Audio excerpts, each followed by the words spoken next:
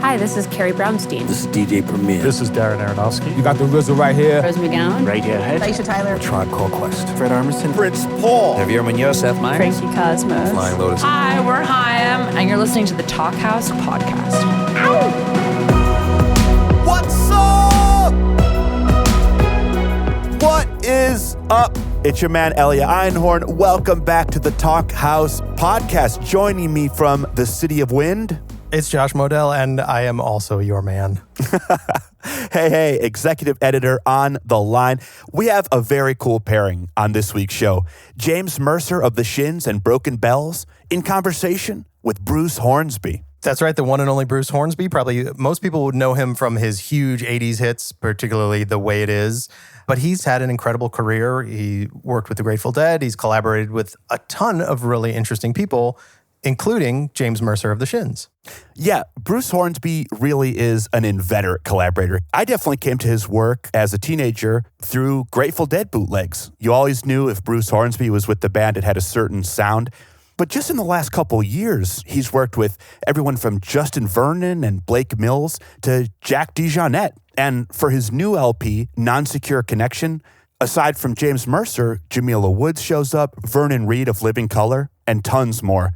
Looking back from our vantage point in 2020, Bruce Hornsby has spent 4 decades in deep musical experimentation. Whether that's his work, as we mentioned, with the Grateful Dead, whether that's his work with his own band, The Range, or writing for literally a half dozen Spike Lee joints, Hornsby is always reinventing himself. And his forthcoming album, Non-Secure Connection, is no different. The latest career turn for Bruce Hornsby, weirdly, was inspired by Justin Vernon of Bon Iver, who had referred to the Bon Iver song Beth Rest as his Bruce Hornsby song, which led to those guys working together on Bruce's record, on a Bon Iver record. And of course, Bruce ended up playing at Justin's Eau Claire Festival. And now he's kind of opened up this whole new world to all these younger collaborators and really interesting stuff. So Josh, I think the gateway drugs these days are either Justin Vernon or Aaron Dessner. Definitely. For huge stars into the indie world. Yeah, I mean, not that Bruce Hornsby needed the cherry on top of his incredibly long career, because it's also not like Hornsby's music has ever left the public eye. He's been sampled on half a dozen huge hip-hop songs, including Tupac's Changes. That's just the way it is. You know, some things will never change, like people sampling Bruce Hornsby. Another thing that'll never change, James Mercer doing dope shit. And of course, James Mercer is best known as the chief creative force behind The Shins, and he's also half of Broken Bells with producer Danger Mouse. If people know The Shins for one thing, and hopefully they know them for more than one thing, it's for Natalie Portman talking about new slang in the film Garden State. We hear a little bit about it in this talk between Hornsby and Mercer, but it really was sort of a pivot point in The Shins' career. And it was cool to see the band use that exposure as a springboard into pretty huge mainstream indie acclaim. Yeah, Mercer's catalog, both with The Shins and Broken Bells, is pretty incredible.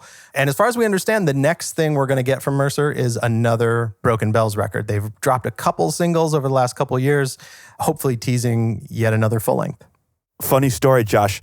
Broken Bells shares a trumpet player and keyboard player in Nate Walcott with my old band, Scotland Yard Gospel Choir. Whoa. 6 Degrees of Elia Einhorn. Yeah, Nate invited me to see them some years back live, and they're fucking great on stage, man. Yeah, it really has turned into this like incredible touring unit. Like it's a real rock band. James Mercer was very psyched to get the call from Bruce Hornsby to collaborate on a track on the latter's new album, Non-Secure Connection, called My Resolve. Let's take a listen. An incandescent light with flashbulb eyes on a survival line. I love that song. I love how their voices kind of blend together. Yeah, man, I'm really psyched to check out the whole album. If you're listening to this podcast on the day it came out, that drops tomorrow, August 14th, 2020. James and Bruce get into a lot in this talk. They take it all the way back to each of their earliest musical moments, right up to this new collaboration. Along the way, we hear great stories about Sir Elton John, who they both know in one way or another. We hear about the influence of Isaac Brock of Modest Mouse on the Shins' career, as well as, of course, Zach Braff, and the musical, The Music Man. And speaking of music, I thought it was really interesting how much Hornsby has kept up and how this modern influence on what he's doing is really not that surprising when you kind of take in the totality of his career. The man is an incredible listener as well as musician. Yeah, he's clearly not phoning it in. Should we roll the tape? Yeah, let's hear it. Hey, James, how's your family? Are you still a school teacher in your home? Yeah. Oh my God, which is actually one of the most difficult jobs. Are you a good teacher, James? I don't think I would be. I've gotten better. Okay. It's patience and allowing them to figure something out, even though you might know the shortcut. Let them kind of discover it. But that's hard to do if you're not in the mood, you know. If you're getting impatient and you want to go, maybe work on a song or whatever else you've got going on. So anyways, I have to ask you, because I'm such a fan, I'd love to hear, I think everyone has an interesting origin story. When did you start playing? I would mess around with writing lyrics for existing songs, you know, like interesting. You would take "I Am a Rock" by Simon and Garfunkel, or whatever the song. You'd take a Sex Pistols song and rewrite it lyrically. That's amazing. Sure. Yeah, I would just sit and just write something that I was vibing on. And which was just wistful. You know, I would have those crushes and things, and so I remember I had a song called "Carrie" that was written to one of the songs from Grease. Just weird stuff like that. But you had your young man's emotional life that you could mine by doing this, and so you didn't have to play music. You just sang along to John Travolta, I guess. Yeah, exactly, yeah. And it was a cousin of mine, Carrie, who was the first girl I ever kissed. She was like a couple of years older than me, and she would literally take me out to the tall grass, and she had a friend, and they would, I don't know what the game was, but they would kiss me. Well, how old were you then? I would have been about 7 and 8 when... Oh, God. Yeah. I thought you were going to say 5th, 6th grade, 7 or 8. Yeah. It made me infatuated with her, you know? And that's like why I wrote the song Carrie. Okay. Was it about a taboo love? I didn't even know anything. I think she was like a third cousin or something. It is pretty creepy, though, when you get into it, I guess. But, you know... So that's not what Caring is Creepy is about? No, I guess not. No. Man, I love your words, man. There's some of them that just crush me. And one of them's from Caring is Creepy, the bit you have about it's a luscious mix of words and tricks that let us bet when you know we should fold. Yeah, thank you. You like that one? That's cool. I like a bunch of them, but that one is something just, and when you used the word creepy, I couldn't help but go to your song, which has the wild title, Caring is Creepy, which I love. Okay, so you didn't start then playing, but you were a poet in a sense early. I was trying, I guess. I mean, I don't know what the inspiration was. I don't know why I thought. I just enjoyed it, you know, and I had been messing around with it for a little while. So I don't know what the goal was really, but I really loved to sing. I would make up melodies and sing these wistful songs for my mom, and she was she was very encouraging. She was like, "That's just a beautiful song, Jamie." But these were songs to the tune of something else. In those cases, I would just make up a melody, but I didn't play an instrument. I would just start singing, you know, which my 6-year-old does this all the time. Oh, fantastic. Yeah. But were you a reader? Were you a voracious reader of poetry, maybe, or literature in middle school or high school? I don't think at that age. In fact, I had gone to my early elementary school years were in Alabama. And when I got to Utah, the school system was really good. Okay. And my teacher held me after class every day and actually gave me reading lessons because I was behind compared to the other kids. Mm-hmm. So I wasn't this voracious reader. I started reading in 6th grade. I remember reading Where the Red Fern Grows and loved it and cried, you know, and just stuff. What about you? Well, I really was late to all to frankly, all of this. I didn't start playing the piano. Well, maybe you didn't start playing guitar until around this time, but I didn't start playing the piano till I was a junior in high school, age 17. Damn. Yeah, really late. I took a year of piano lessons from age 7 to 8, and the family lore has it that I asked to take it. It wasn't anything that was pushed on me. I asked to take it, but then I lived in a really fun neighborhood with a lot of kids our age, similar, within 2 or 3 years of each other. And all the kids were always out playing games, every sport in its season, football, basketball, baseball. And that was always fun. And when I was having to practice my, playing the Volga Boatman from Teaching Little Fingers to Play, which was the first book that they gave me as a kid, I was, of course, just going, oh, the horror, why am I here? I want to be out there with these guys. So I quit after about a year. I quit the piano, asked to stop, and my parents were fine with it. But music was always in my family. My grandfather was a musician for a living in Richmond, Virginia.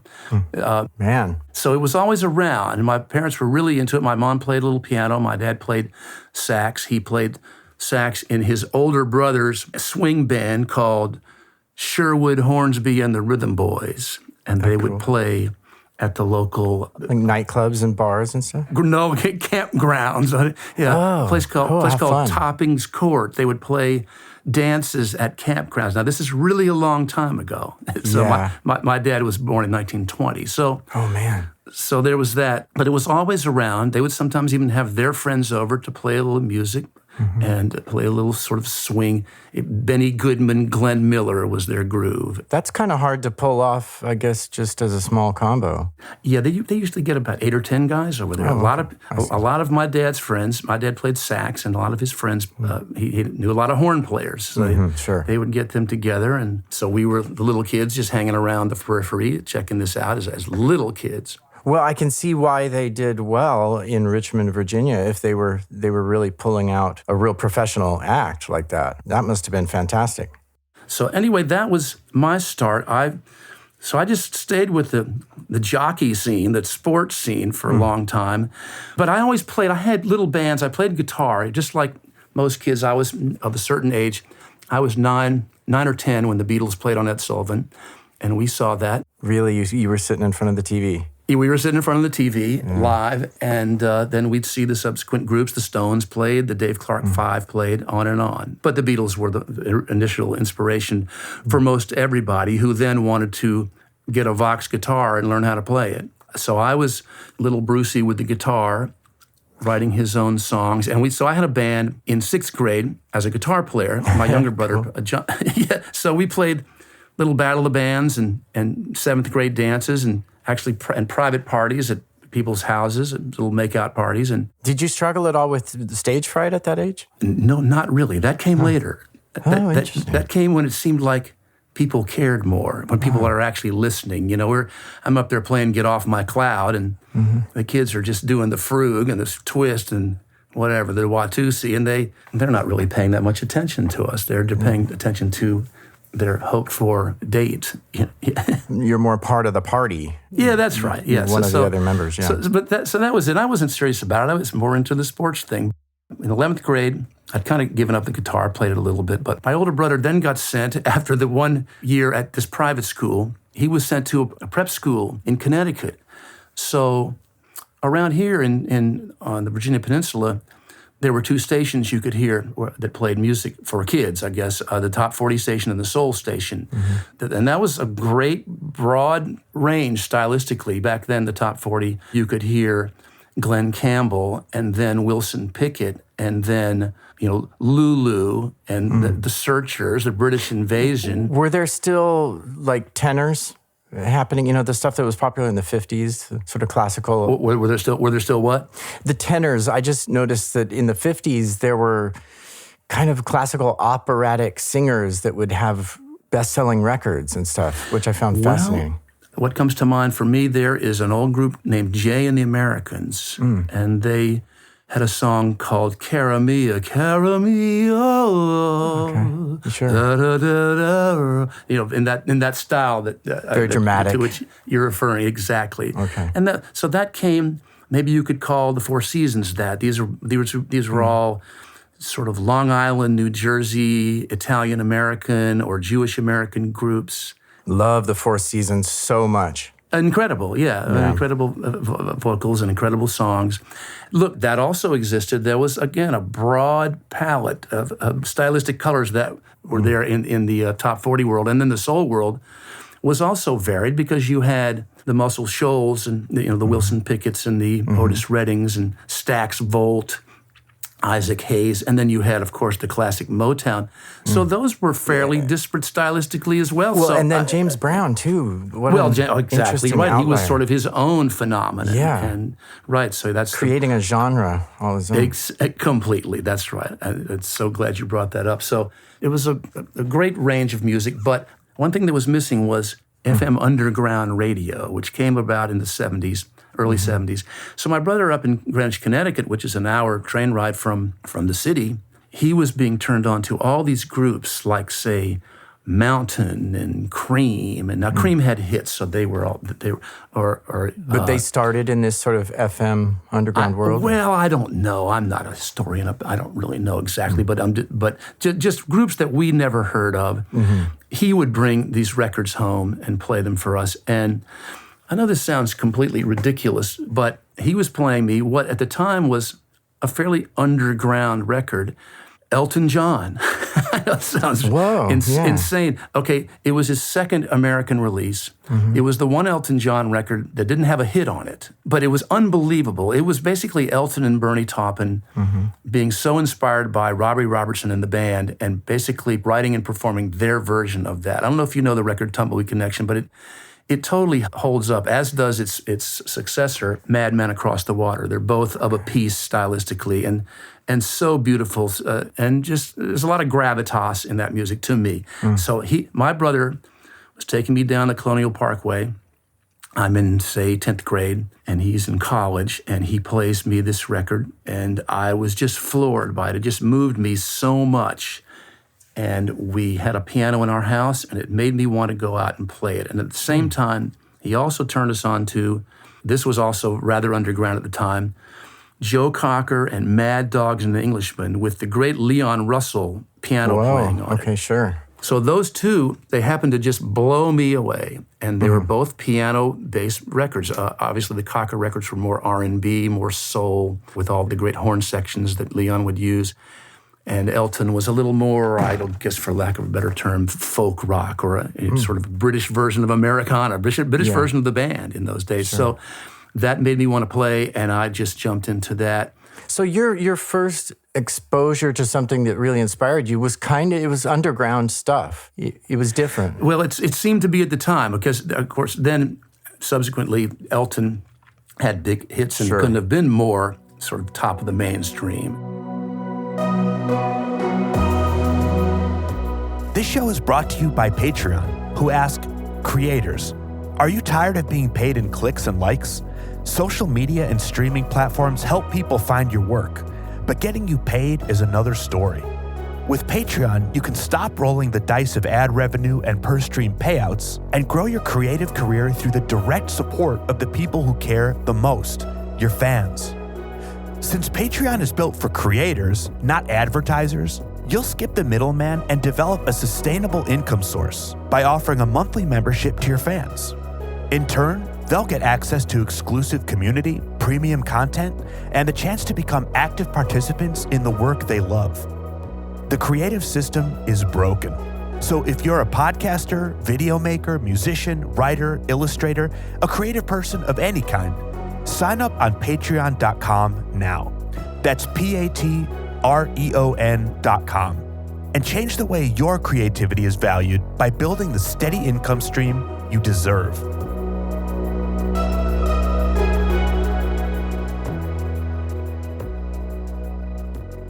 You know, I got a phone call from Elton John one day. Is that right? Yeah. Okay. Well, that's fantastic.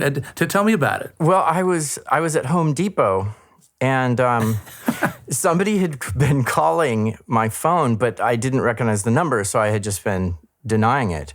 When was this? This was probably 2008. Okay. Uh-huh. You know, I'm picking up compost or something for the house. And I finally picked up, kind of like, what is this? Okay, what's going on? So I pick it up, and it's, hey, Souten. And I just did not understand what he was saying. You thought it was somebody pranking you, maybe. Right, and I finally registered Elton. You're saying the name Elton. And he's like, it's Elton John. I just am calling because I really love your record. I want to just compliment you, basically, you know? That's fantastic. Yeah, so that would have been Wincing the Night Away. And there's some... I was just going to say, that was right around Wincing the Night Away. Yeah, too. and so there was some... I think what he was referring to was Red Rabbits, which is a song that's kind of piano-based. Okay. So he just, and I was blown away.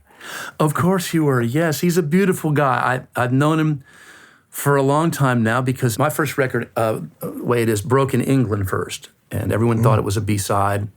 A song about racism with 2 improvised piano solos is hardly the formula for pop success. You know? Sure, yeah. But don't you love theory. it? The British will embrace something like that. Well, it was a wonderful accident, a great fluke. The poor beleaguered, bewildered BMG rep in London took the record to his BBC Radio 1 disc jockey friend and said, hey, we like this record a lot, but we don't know what to do with it. It's kind of country, it's kind of jazzy. We don't know what to do with it. Just listen to it and see if there's anything in there for you. And he put it on over the weekend and picked this one song and put it on the radio, and boom, there it went. So that was just, again, a wonderful accident that occurred. And so, consequently, now they're flying us over to England where we're making a video. Unlike you, we've made some of the worst videos in the MTV era. It's tough. I wish I'd known you then. Maybe you could have helped me. Because basically, our problem was, in the end, it wasn't a problem at the time, is we didn't take any of this seriously. We just thought it was all a big joke. So we just decided to use these videos as an excuse to get our friends on TV. And so, well, how did you perceive MTV at this time? What was it to you? You know, I was totally uninvolved. There wasn't anything in there for me. I didn't get into this. I guess you could say I got into this for pure reasons.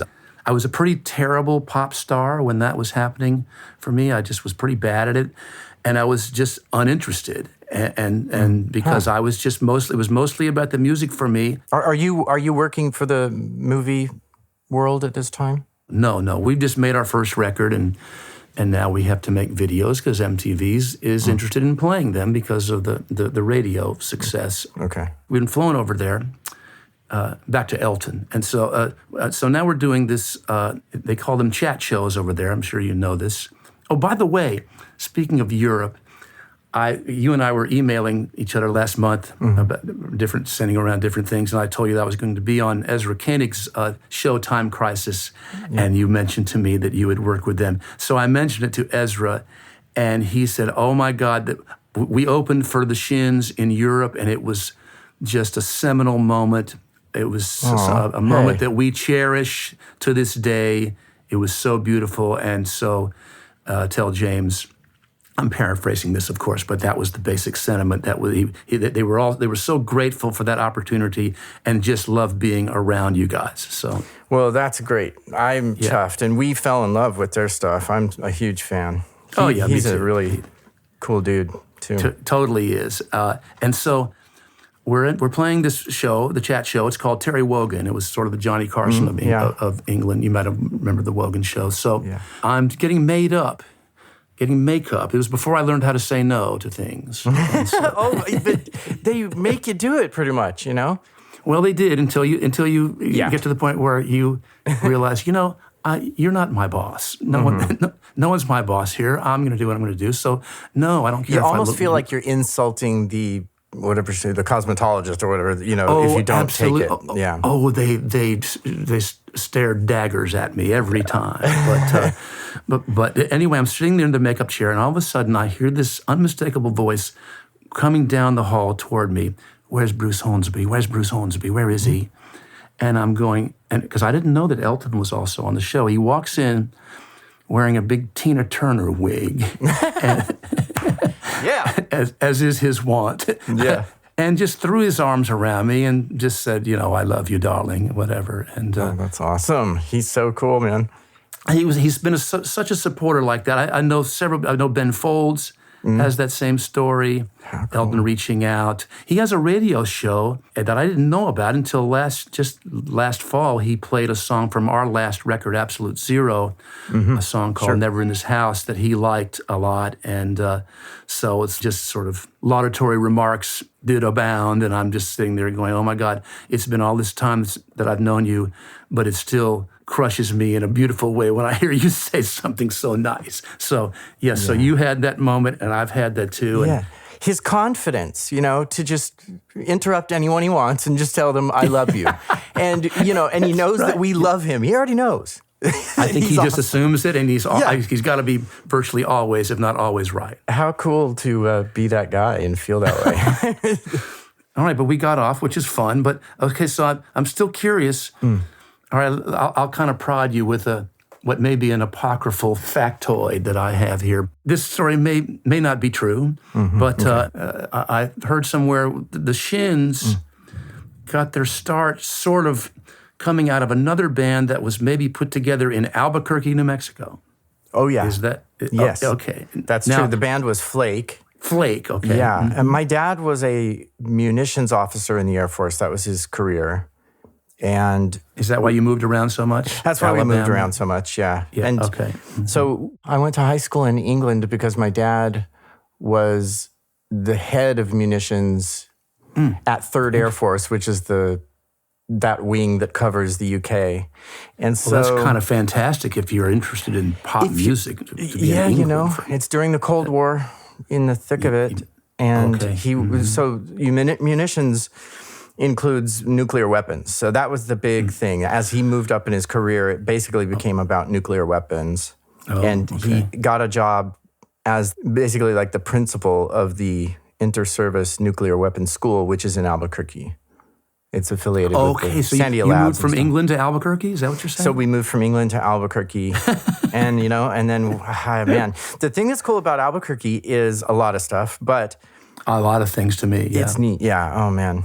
I love it. It's just so exotic, really. Now that I agree. It's like living across the country, and then you get to New Mexico, and it's like, whoa, this is very different. It's very unique. But one of the cool things, the whole state is very amazing. But one of the cool things is like if you're a band, smaller band, and you're playing in El Paso, and you need to get to Phoenix, Albuquerque isn't necessarily a destination spot for you, but it's good gas money, Well, it's got the college there too, which is maybe a built-in audience for young bands. Yeah, it's like 30,000 students, I think. Yeah, UNM, right. So you get to open up for bands. You can, they need a local act, and we were, I don't know even if the term indie, I guess indie was used to describe bands like that, but yeah, so we would open up for bands like Pavement and the Mises and these weird little bands, But how old were you then?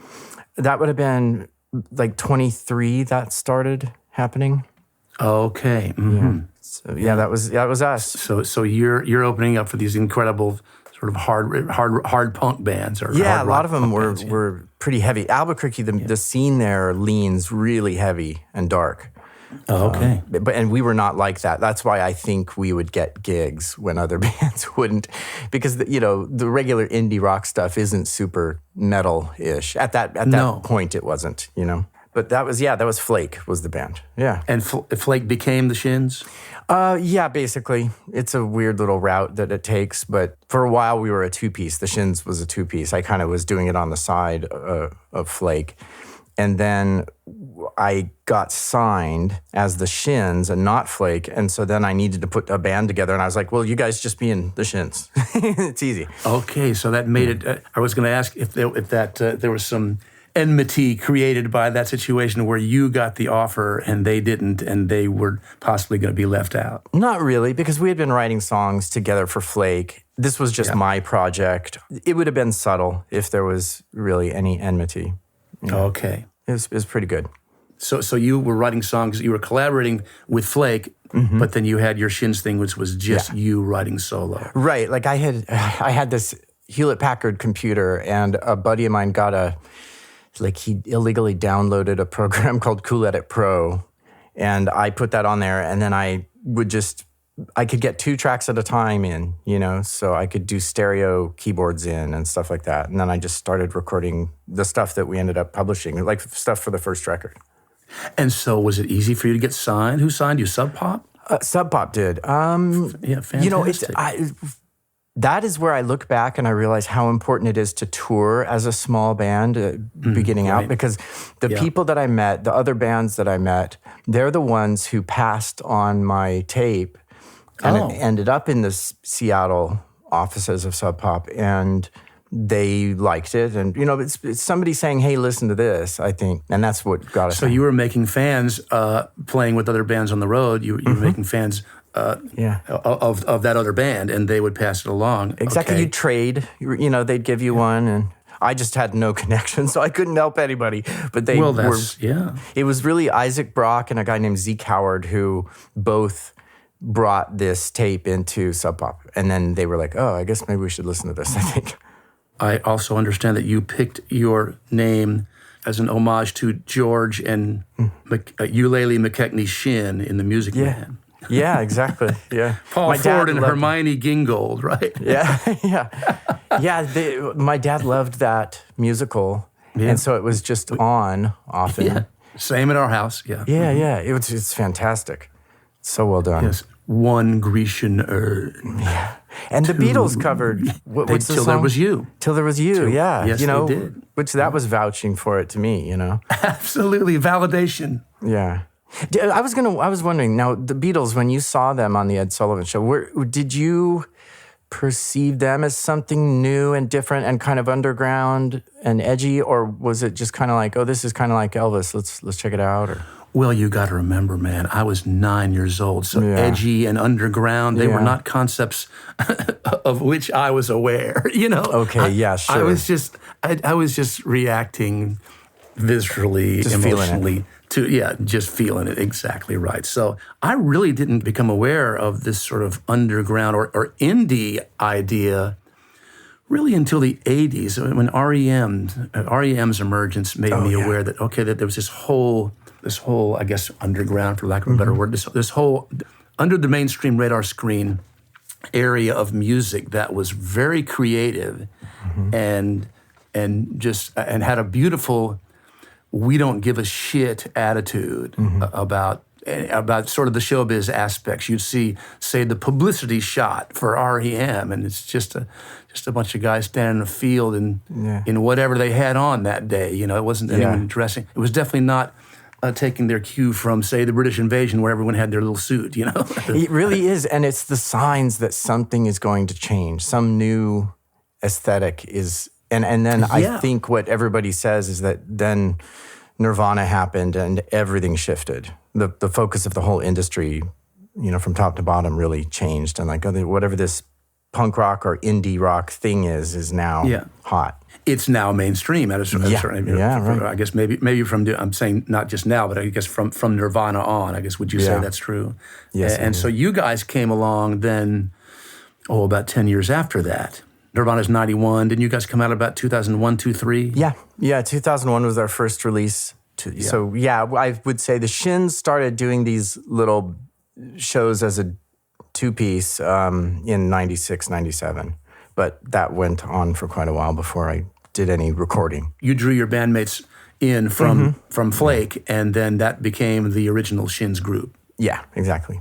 Okay, yeah. And then all of a sudden, Zach Braff gets a hold of it, I take it. You know, it's funny because I don't know how he got a hold of it, but it was fairly early on. I think that it was in 2001 when I got a call from Sub Pop. I was in our tour van heading down the road somewhere in the Midwest, and they said, we've got a film director, and it's the guy from a TV show, and he's doing a movie on the side, and he wants to use, new slang, I think is what new was slang, all right. he wanted off the bat. Yeah. And so I just immediately said yes. There was no money involved or anything. And then I forgot about it. And it was 3 years later, I think, that the movie came out. And then it was revealed, oh my God, Natalie Portman actually talks about the band in the movie. Natalie Portman anoints you, Yeah, it was like, oh my God, and things changed right away. When the movie came out, it was 2004. So 2003, we had been touring for our second record all year. And we were done. We had, just fulfilled the whole obligation, time to do another record. Yeah. And then the colleges started calling us, come play shows. And so and you know how colleges pay pretty well. Yeah. Because it's not their money, kind of. Yeah. So you became college radio titans. Yeah. And then we were able to get a bus. So luxury, so fine. You know? Yeah, that's great. Okay, well, you never know how it'll work. You know, Really, true. my BBC Radio 1 disc jockey is your Garden State, you know? Yeah, there you go. You just never know how this will happen. And who knows, maybe the person who passed the music along to him was one of those bands that you guys were playing with in New Mexico. Yeah, very, very possible. Those guys who you were trading tapes with. One of the things I was thinking about recently is just how strange it is to sit down at the piano for you and begin to write a song, and it's just totally wide open what might happen. I mean, it literally could totally transform your life, whatever you're working on at that moment, because you've seen it happen. Oh, yes, absolutely. You know? And just, it's a weird little activity to get into. Well, I'm always looking for the chills. Yeah. To get the goosebumps. Now, other times, every now and then, I'll try to write something that's intended to be humorous, and so I'm looking for a different emotion there. Yeah. I'm looking to see if I can make somebody laugh. I choked up listening to Absolute Zero. Oh, fantastic! The song or the record? Song. Oh, fantastic! That's one of my favorites. Look, It's so it's good. not for everybody, but that was one of the ones that came to me. I get chills thinking about this. So I'm so happy to hear you say that. We're on similar wavelength musically, I think, because I was writing the last two records, this new one, Not Secure Connection. I'm so happy to have you on it, and Absolute Zero. They started from film cues I'd written for Spike Lee, and so there was a certain cinematic quality to them. And the first one I tried, I said, okay, I need to just sit down and try to marry some of these song ideas that I've had, that I've been dutifully scrawling down in this notebook. I'm still a pen and paper guy. And based on a lot of the reading I do, Don DeLillo, are you familiar with Don DeLillo's work? Yes, I am, yeah. Incredible writer. I just think he's just it. And so he wrote a book called Zero K. And I'd had an idea about the title Absolute Zero. Did you study chemistry at all? And to know about 0 Kelvin is kind of interesting. That's right. Minus 273 degrees Celsius is 0 K. Or maybe, God, I might have it wrong. No, I think you're right, yeah. It could be Fahrenheit minus 2, but I'll have to look it up. Yes, it's true. terrible to have written a song and not be. The main line is, "Hey, come on, let's go down to 273 below. Let's go sliding down the scale, way down beyond the veil." Anyway, Absolute Zero was the first song I wrote with the Spike cues, and it just really sent me in a way I hadn't been sent by something that I had done in a while, and that led to the rest of it, which just continues to lead me around this film music I wrote and trying.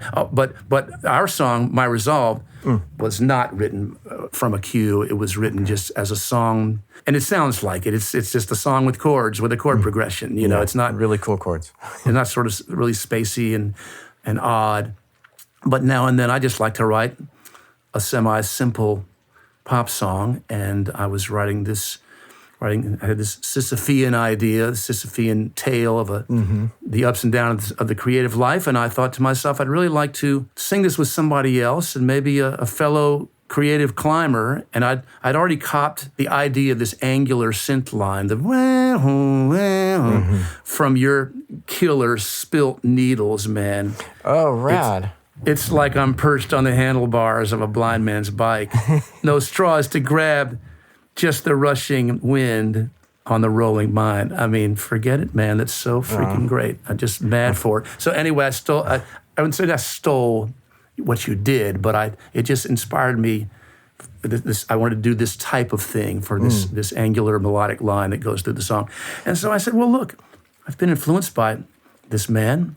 I've never met him. Let me reach out and see what could happen. And so now we're on the phone, and we did that song, and I'm so proud of it, and I'm so proud to have you on it. So thank you. I am so proud to hear you say that. I had no idea, and you certainly wouldn't know it from the song. I'm chuffed, as they say. It's really cool. Well, thank you so much. And you know what? I think we've run over time. Oh, really? Hey, we're pretty good at this. And I had so much else I wanted to talk to you about. But, man, it just flew by. And it's so great that you were able to do this. And, man, I hope we get to play this live together in the same room sometime. That would be fun. That would be really an honor, man. Okay, well, for me too, James. And so, great, and go back to being a school teacher. All right, man. Okay, Thank you great so talking much. to you, man. I'll talk to you soon. Okay, thanks. Bye. Bye. Bruce Hornsby, James Mercer, thank you so much for joining us here on the Talkhouse Podcast. Listeners, if you came to this show through being a diehard Deadhead, definitely check out Talkhouse and Macintosh's For the Love of Music series, where you can hear me in conversation with longtime Grateful Dead engineer and one of the architects of the Wall of Sound, Janet Furman. The band also came up in today's talk. You can check out our wonderful episode with Robbie Robertson and his Golden Messenger from earlier this year at talkhouse.com. Our researcher and co-editor on this week's show was Samantha Small. Our producer extraordinaire is Mark Yoshizumi. And everyone that you've heard speak on today's show recorded themselves at their hashtag #StayHomeStudios. The Talkhouse Podcast theme was composed and performed by The Range. But not Bruce Hornsby's range, a totally different range. Catch us on all socials at Talkhouse and make sure to subscribe to the show. We have some very cool pairings coming up. You ready for this, Josh? You ready? I am. Darren Aronofsky with Alejandro Jodorowsky, Diplo with Charlie Crockett, Jeremy O. Harris, the playwright behind Slave Play with Perfume Genius, Paul Banks of Interpol with Shepard Fairey, and more. We're on fire over here. That is a diverse slate of participants, Elia, I have to say. You know how we do it, man. Till next week, I'm Elia Einhorn. I'm Josh Modell. Peace. And Zach Braff. There you go.